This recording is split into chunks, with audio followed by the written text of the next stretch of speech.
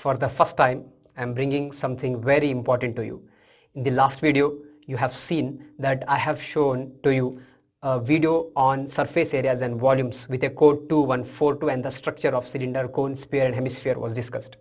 Now in this topic, an important one, and very keen to you, that because this topic is such topic where generally students feel difficulty.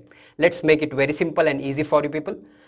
Trigonometry basically means trigonometry, three sides measurements. So we measure three sides in a right angle triangle and we generate three sides on them and call them as opposite side, adjacent side and hypotenuse side. Leaving these basic definitions, we also have something called as reciprocal functions. We also have complementary functions. We have Pythagorean identities, the most important section in this.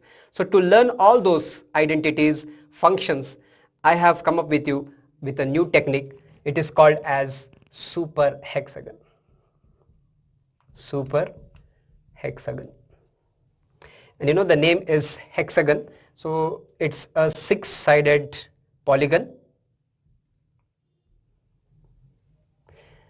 And this has six vertices. The reason why we selected hexagon is trigonometry has six functions with us. We start from this vertex, call it as tan theta, followed by sin theta, then cos theta. The way of writing these three is also simple. You all know tan theta is nothing but sin theta divided by cos theta. So by that relationship, I am starting with tan, sin and cos. And I generally call these two as husband and wife because they always are together. So tan theta, sin theta, cos theta, exactly opposite to tan, you have to write cot theta. Then this vertex is cosecant theta. The way how I remember this is these three vertices are starting from a letter C. So cos, cot and cosecant. And it will be much more easy when I join the diagonals to you. The left out function is of course secant theta.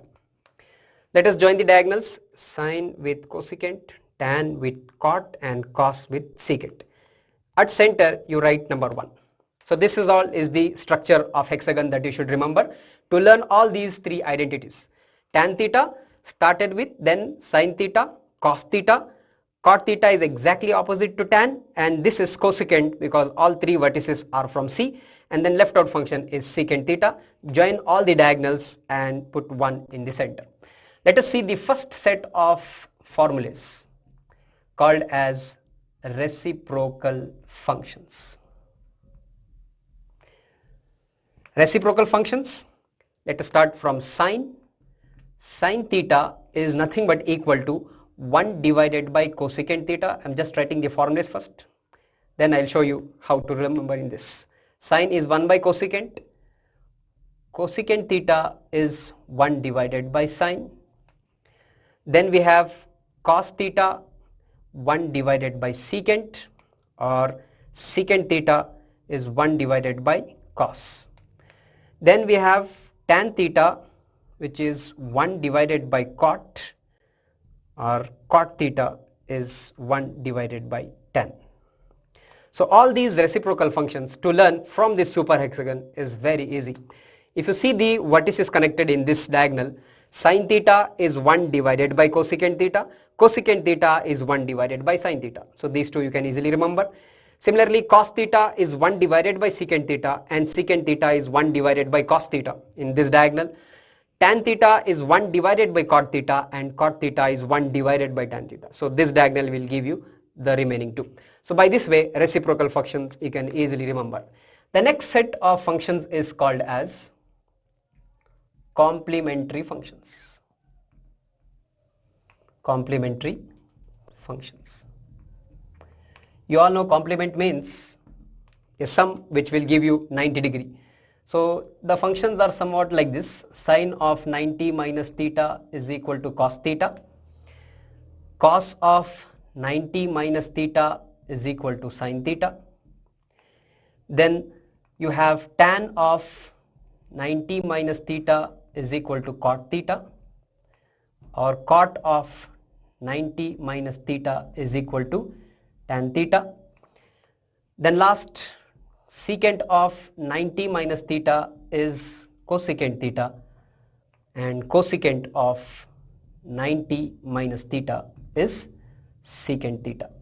So to remember all these complementary formulas from this super hexagon is very simple. You have to just look at the vertices in horizontal manner.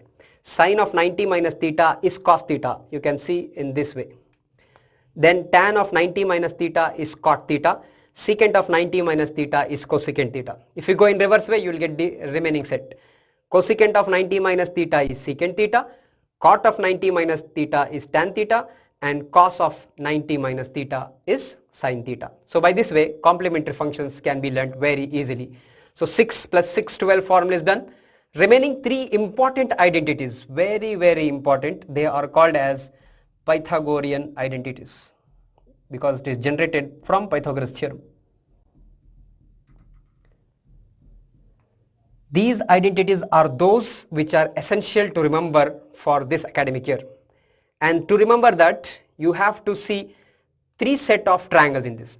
The first set is this, going in clockwise direction, sin theta, cos theta and 1. Look at this and remember, sin square theta plus cos square theta is 1. The first is sin square theta plus cos square theta is equal to 1 in this triangle.